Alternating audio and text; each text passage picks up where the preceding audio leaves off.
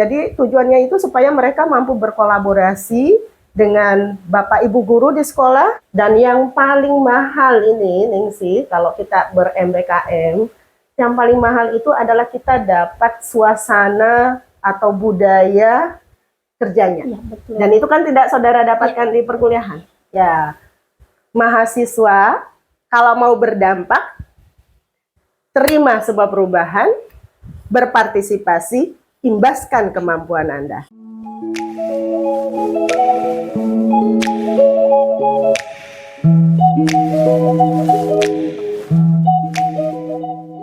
Assalamualaikum warahmatullahi wabarakatuh. Kembali lagi di podcast Berisik Tapi Berisi oleh Himpunan Mahasiswa Teknologi Pendidikan Fakultas Ilmu Pendidikan Universitas Negeri Makassar.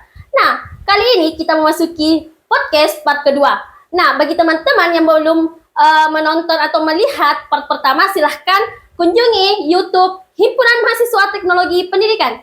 Nah, kali ini kita akan membahas tentang kampus mengajar MBKM. Nah, mungkin terlebih dahulu sebelum kita melanjutkan penjelasan tentang kampus mengajar itu sendiri, mungkin saya sedikit pengantar. Nah, MBKM merupakan Merdeka Belajar Kampus Merdeka yang merupakan program dari Kementerian sejak tahun 2020. Nah, di program MBKM itu ada berbagai macam program dari kampus seperti kampus mengajar, pertukaran mahasiswa, magang merdeka, sampai dengan pertukaran mahasiswa kelas internasional. Nah, kali ini kita sudah ada bersama narasumber kita, teman diskusi kita, Ibu Dr. Fari Arnida, SPD MSI. Selamat sore, Ibu. Selamat sore.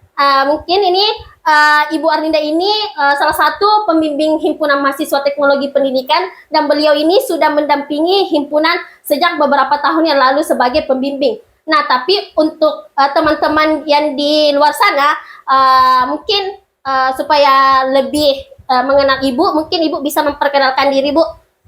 Mungkin di teknologi pendidikan ini sebagai dosen apa, di Universitas Negeri Makassar ini sebagai apa, Ibu? Ya. Oke, baik. Perkenalkan, nama saya Arnida. Saya dosen yang berhome base di Kurikulum dan Teknologi Pendidikan, dan alhamdulillah membersamai teman-temannya di himpunan sudah kurang lebih 3 tahun ya, masuk yang ketiga tahun ini. Dan memang saya dosen yang mengampu mata kuliah kurikulum, mulai dari pengantar kurikulum, pengkajian, sampai evaluasi kurikulum. Dan saat ini saya juga dosen dengan tugas tambahan sebagai Kepala Pusat Pengembangan Kurikulum, Sumber Belajar, Media, dan Evaluasi Pembelajaran LP2MP UNM. Jadi adapun untuk MBKM, karena hari ini kita akan membahas MBKM. Ya, betul, Ibu. MBKM di UNM itu adalah dibentuk sebuah tim ad hoc, dan alhamdulillah saya juga menjadi salah satu anggota tim ad hoc MBKM UNM. Nah, itu. Oke, Bu. Kan ini Bu, kita akan membahas tentang MBKM, tapi Bu, kita akan secara umum nih, Bu, membahas tentang kampus mengajar itu sendiri, Bu. Karena di teknologi pendidikan itu sendiri, Bu, sampai dengan kampus mengajar angkatan 6 ini, Bu, saya kira, Bu, banyak mahasiswa yang telah mengikuti program kampus mengajar itu sendiri, Bu. Tapi mungkin untuk pengantar, mungkin teman-teman mahasiswa di sana, Ibu, masih ada yang belum terlalu paham atau apa sih memang itu kampus mengajar, Ibu. Mungkin Ibu bisa menjelaskan ke teman-teman mahasiswa, Bu, memang apa sih itu kampus mengajar, Ibu? Baik, kampus mengajar adalah salah satu BKP atau bentuk kegiatan pembelajaran MBKM, karena MBKM ini punya 8 BKP, salah satunya adalah asistensi mengajar, dan program yang dibuat kementerian untuk program itu adalah kampus mengajar. Nah, ini keren ya, kampus mengajar, karena sudah banyak teman-temannya yang mengikuti kampus mengajar ini. Dan kalau tidak salah sekarang kita sudah kampus mengajar berapa? Angkatan 6, Ibu. Oke, kampus mengajar 6. Saya sendiri pernah jadi DPL di kampus mengajar 4. Jadi tujuannya ini tentu bagaimana mahasiswa, dan bukan hanya mahasiswa kependidikan ya, tapi semua mahasiswa di Indonesia, terutama yang bernaung di bawah Kementerian Pendidikan dan Kebudayaan, Kemdikbudristek, itu bisa turut memberikan perannya di sekolah. Jadi tujuannya itu supaya mereka mampu berkolaborasi dengan Bapak Ibu guru di sekolah, dan tentu juga mampu mengimplementasikan keilmuannya dalam sebuah proses, model, dan strategi pembelajaran di sekolah. Dan tentu kita sangat berharap ada terobosan-terobosan yang inovatif yang dibawa oleh mahasiswa dari kampus mereka masing-masing ke sekolah yang ada. Dan ini kita tidak memilih sekolah yang mana, ya, karena sekolah yang tersebar bukan hanya di kota, tetapi juga banyak ya teman-temannya yang dapat lokasi yang di daerah. Dan mereka punya cerita-cerita yang seru tentunya, karena setiap sekolah dan mahasiswa ini membawa program-program literasi numerasi, ya, teknologi informasi, bagaimana mengemasnya dalam sebuah sekolah yang tentu harus disesuaikan dengan karakteristik sekolah tersebut. Saya kira itu ya, untuk tujuannya. Jadi Bu, mungkin seperti Bu dengan slogannya kampus mengajar saya ketahui itu Bu, belajar sambil berdampak. Jadi kita itu sebagai mahasiswa mengikuti kampus mengajar itu, kita belajar dan berdampak Ibu. Jadi betul yang tadi Ibu katakan bahwa kita ke sana untuk membawa inovasi Bu. Betul. Jadi membawa inovasi namun tetap menyesuaikan dengan karakteristik lingkungan di mana sekolah itu berada. Karena kondisi sekolah yang ada di Indonesia kan sangat berbeda-beda. Tapi challenge-nya kan jadinya di situ, ya kan? Kalau mahasiswa datang di daerah yang katakanlah mungkin dukungan IT-nya kurang, pasti punya tantangan tertentu. Apa yang mereka bisa lakukan, termasuk membuat media-media yang interaktif tanpa harus dituntut harus ada dukungan internet dan sebagainya. Ya disitulah mahasiswa dengan teman-teman guru atau Bapak Ibu guru yang ada di sekolah berkolaborasi untuk menghadirkan dan menciptakan suasana belajar yang menyenangkan menggunakan sumber belajar yang ada di sana. Nah, kalau memang sekolah itu didukung oleh dukungan IT yang bagus, katakanlah internetnya, katakanlah media-media berbasis komputernya bagus, ya tentu mereka juga akan banyak mampu mengembangkan media-media pembelajaran, ya, atau belajar literasi numerasi menggunakan komputer dan sebagainya, disesuaikan dengan dukungan sumber belajar yang Bu. Kan di kampus mengajar itu sendiri, saya kira Bu membuat program kerja ya Bu. Jadi kita juga menyelesaikan apa sih yang dibutuhkan oleh di sekolah itu. Jadi kita program seperti pelatihan. Kan kita sebagai, kalau kita berpatokan ke kita sebagai mahasiswa teknologi pendidikan Bu, kan kita bisa membuat media pembelajaran, membuat pelatihan ya begitu ya Bu. Terus ini Bu, pertanyaan saya selanjutnya ini Bu, apa sih memang manfaat yang didapat mahasiswa dari program kampus mengajar ini? Kan sekarang kita sudah di program kampus mengajar angkatan 6 Ibu. Jadi apa memang sih manfaat yang didapatkan mahasiswa itu sendiri Bu? Oke. Ya pasti ya, mahasiswa pasti yang satu dulu nih menginginkan mata kuliahnya tereksekusi ya kan ya. Karena sudah mendengar oh ternyata kalau ikut MBKM kita bisa cepat menyelesaikan studi kita. Karena dalam satu BKP kita bisa menuntaskan beberapa mata kuliah. Tapi ingat ya, kalau mau menuntaskan mata kuliah berarti harus ada sebuah program yang dibuat di sana. Jadi benar-benar menuntut kreativitas mahasiswa, berkolaborasi dengan pihak sekolah, buatlah sebuah program yang inovatif tentunya, yang mampu meningkatkan kualitas pembelajaran di sekolah tersebut. Sambil saudara juga melakukan pengembangan diri. Dan yang paling mahal ini, Ningsi, kalau kita ber-MBKM, yang paling mahal itu adalah kita dapat suasana atau budaya kerjanya.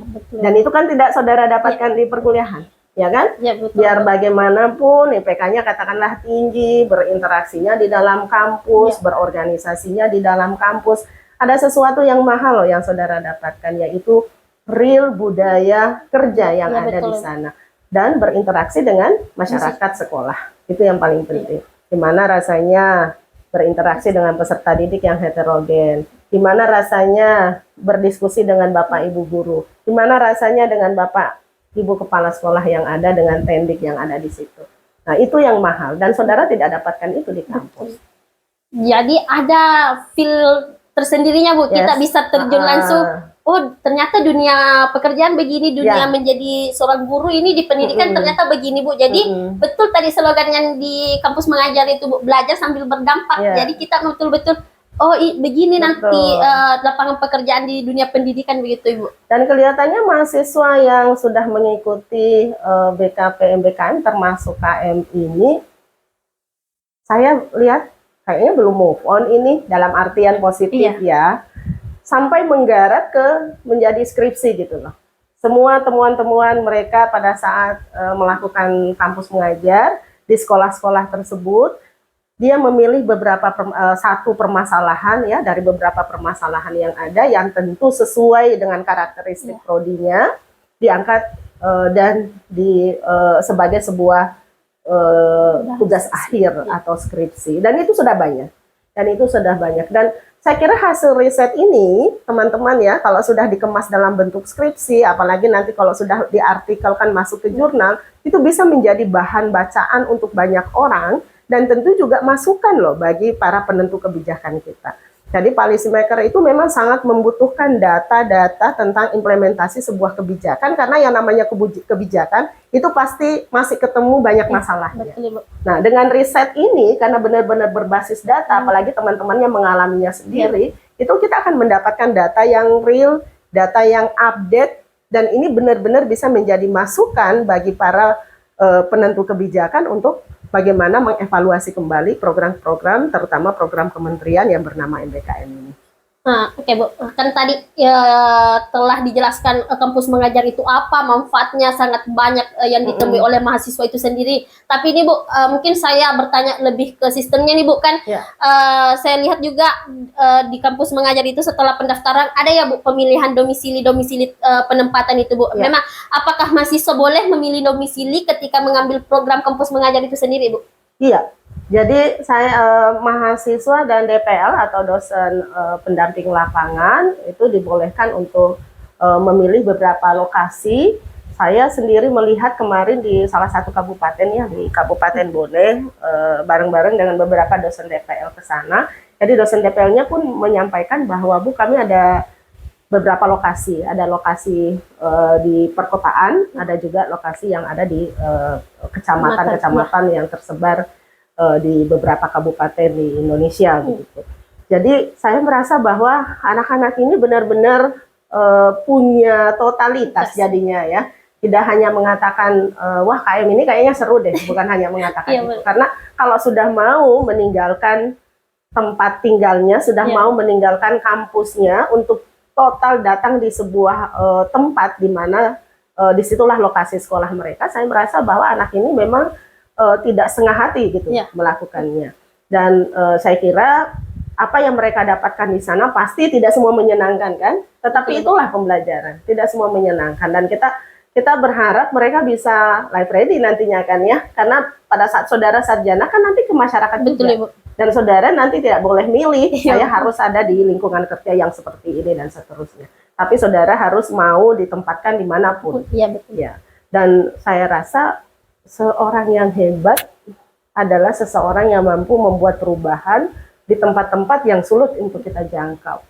Sehebat apapun kita nih sih, kalau kita ada di tempat yang aksesnya mudah, itu belum keren itu. Tapi kalau kita mampu melakukan perubahan dan itu di tempat-tempat yang aksesnya menurut banyak orang itu sulit loh itu. Mungkin akses internet saja susah, transportasinya mahal, jauh, dan seterusnya. Tapi saya katakan, ya itu malah yang keren. Karena kita bisa melewati zona nyaman kita sebagai mahasiswa. Zona nyamannya mahasiswa kan, ya pagi datang ke kampus, ya kan, habis kuliah, balik ke rumah, makan, tidur, cukup. Masih sempat kafe sama teman-temannya. Tapi mau keluar dari zona nyaman itu. Saya katakan itu pembelajaran yang mahal. Dan saya melihat mahasiswa juga saling menularkan. Iya betul. Ya, kalau ada yang sudah alumni KM, pasti bisa menularkan ke yang lain. Cerita bukan hanya keseruannya, tapi juga getir-getirnya, ya kan? Baper-bapernya berada di daerah-daerah yang sebenarnya tidak nyaman dari segi fisik di awal, tapi mereka bangga loh bisa menyelesaikan dengan baik. Karena semua program ini kan punya jejak rekam digital. Kan saudara diminta mengisi dashboard kan, ada apa laporan aktivitasnya, apa laporannya, foto-fotonya jelas, tidak fiktif dan sebagainya. Begitu juga dengan DPL. Jadi saya rasa bahwa pencapaian kompetensi perkuliahan itu nomor 2. Yang nomor 1 itu yang mahal adalah dia punya kemampuan untuk bertahan di zona yang tidak nyaman, kemudian dia belajar tentang kultur akademik, berinteraksi dengan banyak orang, dan itu yang tidak mereka dapatkan di perkuliahan. Oke, saya Jadi, kira itu. yang saya tangkap nih Bu, jadi ada tantangan-tantangan yang didapatkan oleh mahasiswa kampus mengajar itu sendiri, tapi tantangan itu yang sebenarnya menjadi poin utama Bu, poin betul yang tadi dikatakan oleh Ibu, itu poin yang paling mahal karena kita mendapatkan tantangan, kita bisa terjun langsung, jadi bukan hanya terjun di kota ya Bu, di desa, di kecamatan pun itu, di berbagai pelosok lah Ibu, mahasiswa kampus mengajar ini tersebar ya Bu. Iya. Dan kalau yang saya berbagi sedikit nih pengalaman saya sebagai DPL. Pada saat mahasiswa saya ditempatkan di sekolah yang bukan sebuah sekolah yang infrastrukturnya lengkap, ya kan, aksesnya mudah, dan ketemu kita kesenjangan-kesenjangan pendidikan, di mana masih terdapat anak-anak yang memiliki literasi numerasi yang sangat rendah. Padahal usia kalender age-nya ini ya, usianya waktu itu kelas 2 dan kelas 3 SMP, itu kebayang nggak kalau ada kelas 1 SMP atau kelas 7 belum bisa baca. Padahal anak ini punya kemampuan, ya, dari segi fisik dan psikis yang mendukung begitu. Berarti, oh anak ini kayaknya berada dalam lingkungan yang mengungkung dia, tidak bisa mengeksplor semua kemampuannya. Jadi saya katakan ke mahasiswa yang saya dampingi bahwa, nah di sini terbuka ya mata kita ya, betul. Bahwa kita tidak boleh merasa bahwa selalu dalam kondisi baik-baik saja. Dan seseorang yang berhasil itu adalah seseorang yang mampu melakukan perubahan sekecil apapun, namun berarti untuk kemajuan orang lain itu. Dan alhamdulillah waktu selesai DPL-nya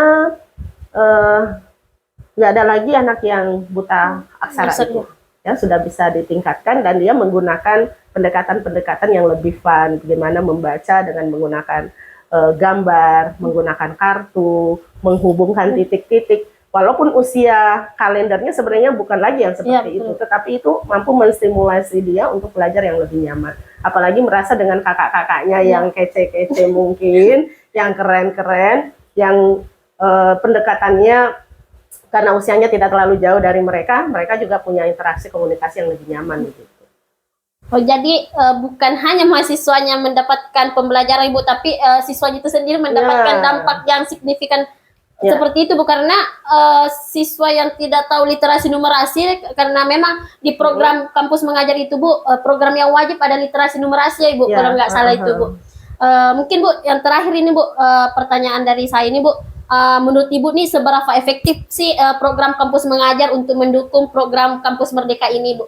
Oke, kampus mengajar akhirnya membuka akses dan memberi hak, seperti karena MBKM itu kan hak mahasiswa belajar di luar kampus, ya kan, maksimal 3 semester.